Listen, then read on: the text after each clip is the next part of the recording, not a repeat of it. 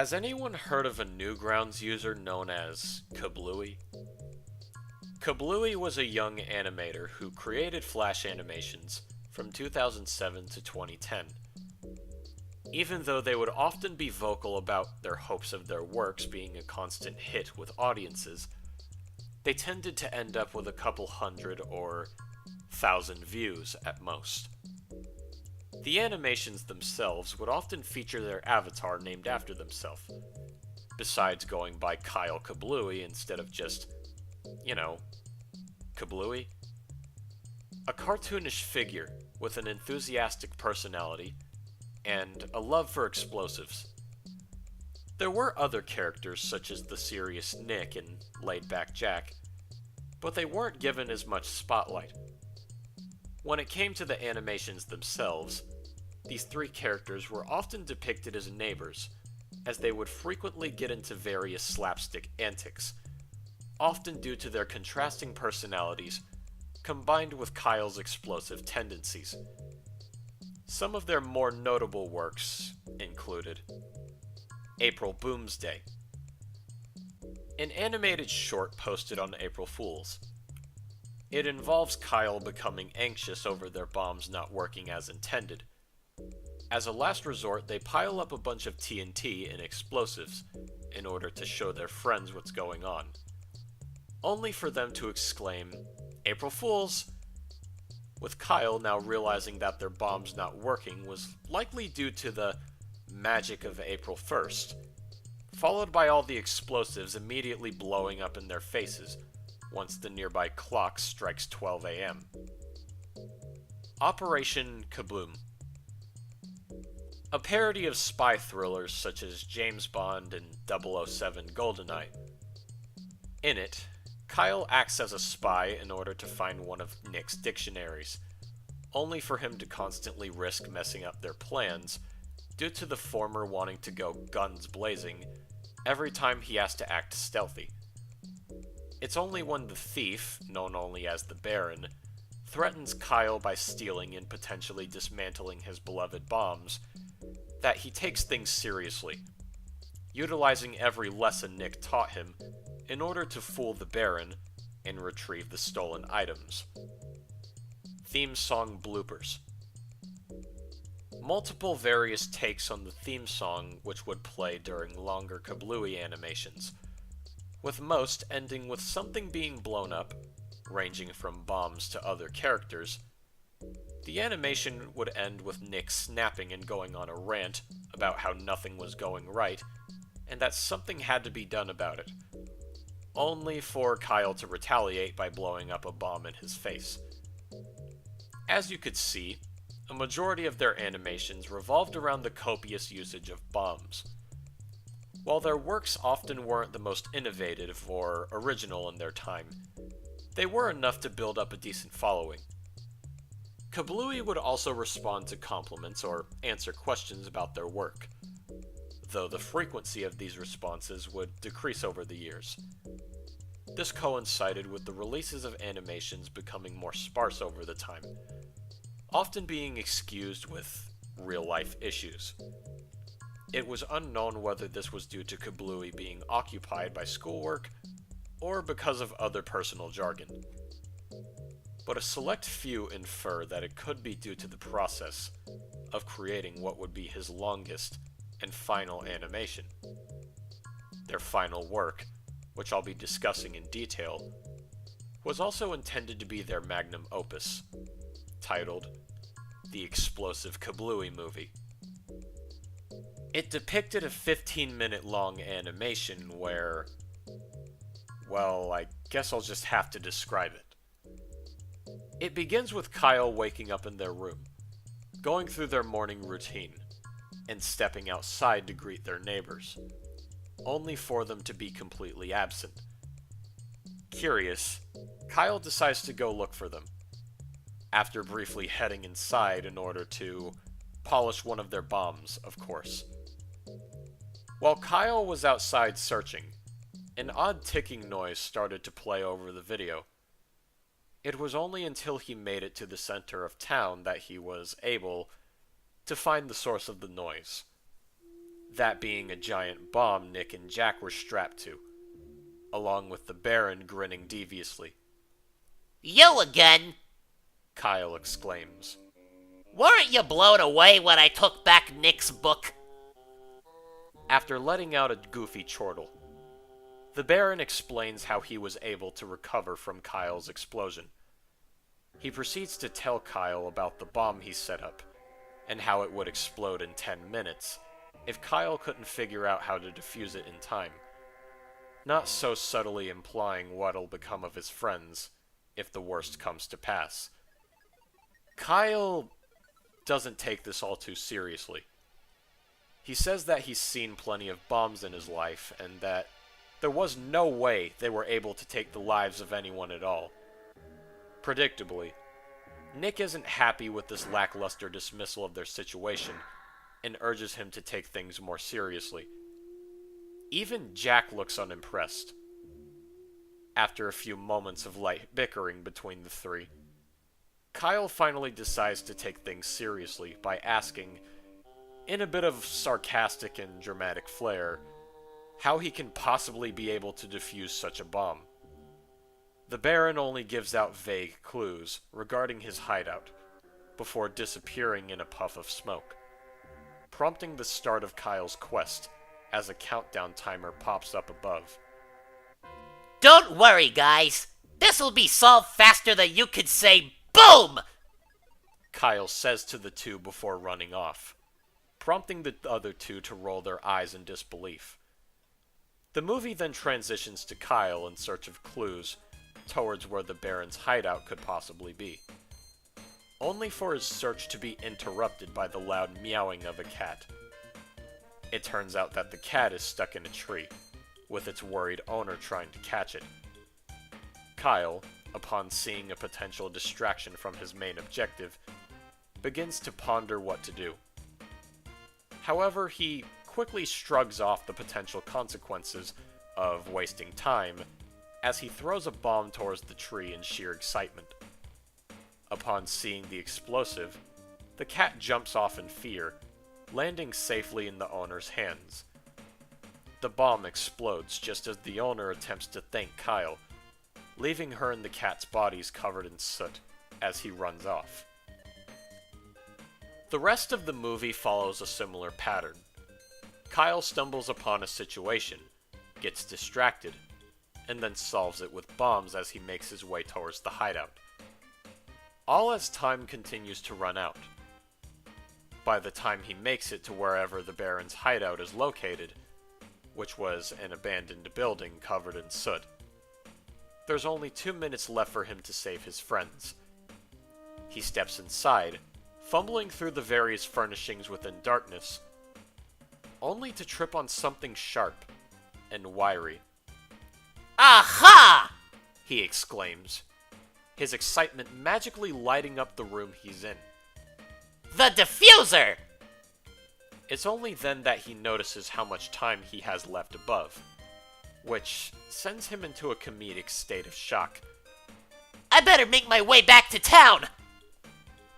Kyle proceeds to rush back to where his friends were, briefly stuck in a bit of exaggerated exhaustion when he arrives. "What took you so long?" Nick asks. "Did you want us to be blown to smithereens while you were off bombing whatever crap you saw?" "Come on, guys," Kyle says, trying to reason with the others. "You know how much I can't keep myself from chucking a bomb or two at anything. Besides, I managed to get the diffuser." "You still don't get it, do you?" Jack says. This catches the others by surprise, as Jack usually never takes much of an issue towards Kyle's shenanigans. "This is the Baron we're talking about." "So? I've been able to defeat that guy before. What's stopping me from doing so again?" "The time you wasted!" Nick shouts. This also ends up shocking Kyle, but unlike before, his reaction is far less cartoony. Even Jack ends up being taken aback by his sudden outburst. "I've still got a few minutes left. Just let me defuse the bomb and we'll— We could have been freed by now if you weren't being a trigger-happy dolt about everything, you know? And you'll be free now once I defuse this bomb. It's always about bombs with you, isn't it? Nick, calm down. Shut up! You should know full well about how he acts by now! Well, at least I don't whine about it every chance I get. From this point on, their arguing becomes unintelligible, drowned out by the sound of uncontrollable ticking, mixed with Kyle's frantic attempts at defusing the giant explosive. Finally, just as the timer vanishes during the 7-second mark, the diffuser is able to seemingly do its job. There! Kyle says with a smile. I just saved your lives. Content with himself, he walks off with a spring in his step, glad that he was able to...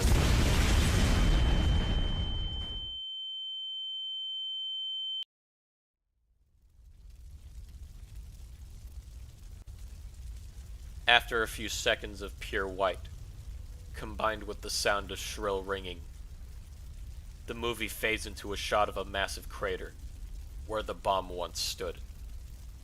The nearby houses and trees are also impacted by the detonation, leaving nothing but ruin in its wake.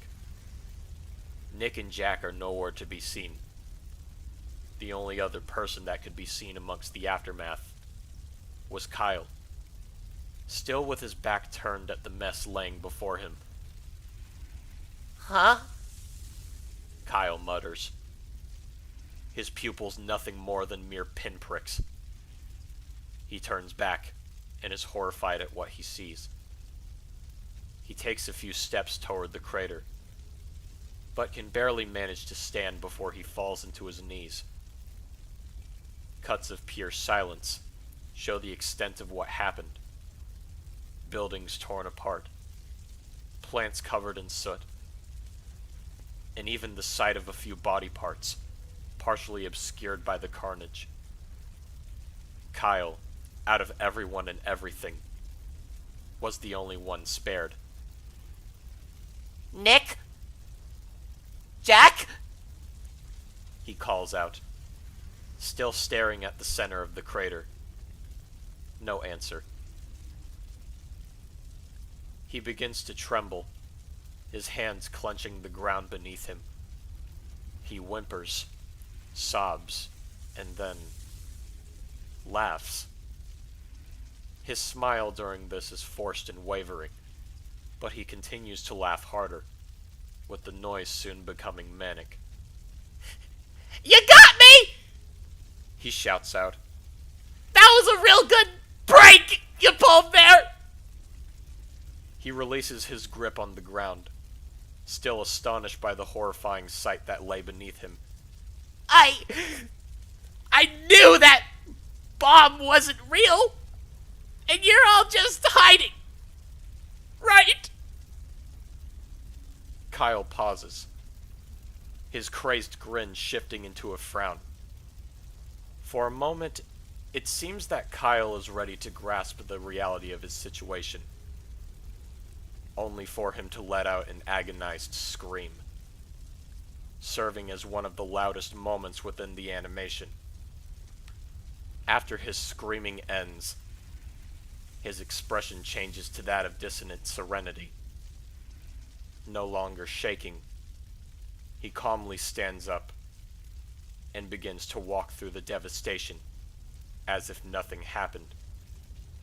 As the movie fades to black, the sound of Kyle humming the theme song can be heard. Since the movie's release, Kablooey has gone radio silent.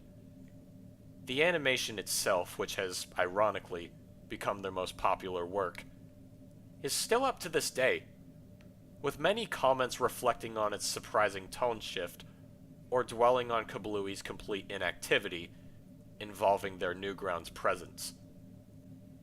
Plenty of theories regarding their inactivity are occasionally shared within some corners of the site, ranging from a simple lack of interest to the possibility of Nick and Jack, as well as their subsequent deaths, serving as a personification for the real-life issues Kablooey was going through at the time.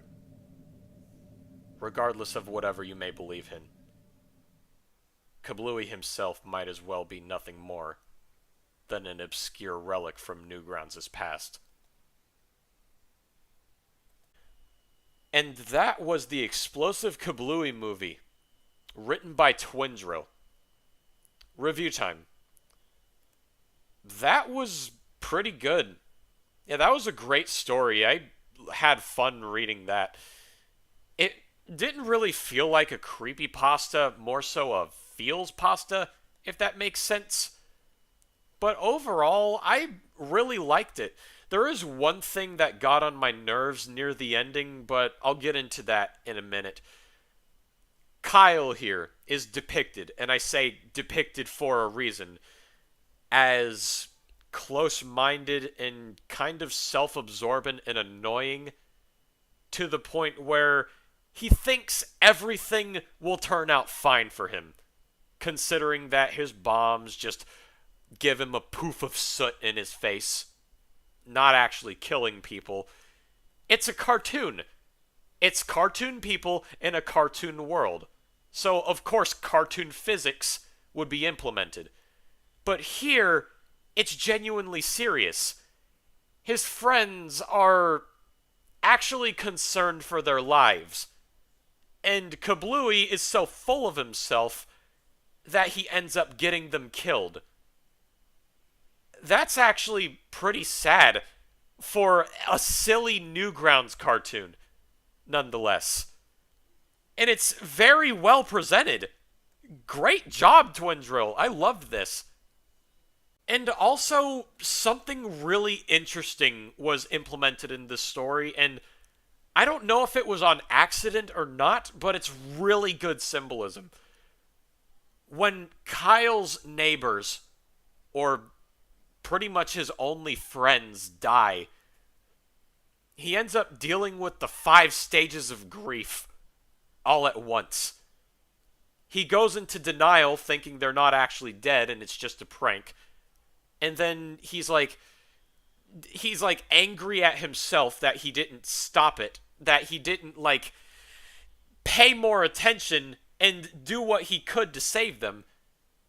He goes into he feels depressed about it, sad about this whole situation unfolding before him. He bargains with himself, please don't be dead. You got me. I knew the bomb wasn't real. You're all just hiding, right? And then he comes to acceptance with himself. He stands up and he simply walks away, humming the theme song, trying to keep the memories of his friends alive in his head. That is fucking awesome. I love that so much. The only reason I am not giving this a 10 out of 10, or a 9 out of 10 for that matter, is because of the ending. See, it's made clear that this animation is still up on Newgrounds to this day. Many comments reflecting on its surprising tone shift and his complete inactivity. No, it's not. Kablooey obviously isn't a real person. I get that. This is just a feels pasta. But at the same time, you can look up Kablooey's name or the name of this movie and you'll find that it's not real. You'll find that it's not on Newgrounds. So it kind of provides a removal of believability, which I don't really like. I'm not saying you have to make a full-on animation of the Explosive Kablooey movie or a whole account for him to make it more believable. I mean, if you want to do that, you can try that. I'm saying I don't expect it. But if it's not real, it's not real. It just kind of removes the believability for me. But I do genuinely like this, and I also like how it legitimately fits into the Newgrounds factor. It feels like a Newgrounds cartoon. The art style, the software that it was created in, everything about it. I also liked these theories relating to what could have happened to Kablooey after the movie was finished. Maybe it does tie into Kyle's real life. Maybe Kyle's friends did actually die due to his selfish actions, and this is some sort of vent piece. I don't know. You're not supposed to know. And that's what I love about it. It makes you think. But let's get to the rating portion, shall we? My final rating would have to be an 8.5. It was great. I loved it. It was just the ending that got me. That kind of removed some believability. With that being said, this is simply my personal opinion. We all have our opinions regarding these pastas. What did you think of the pasta? What would you have done to improve upon it? And as always, I will see you all in the next narration. I love you all. Bless.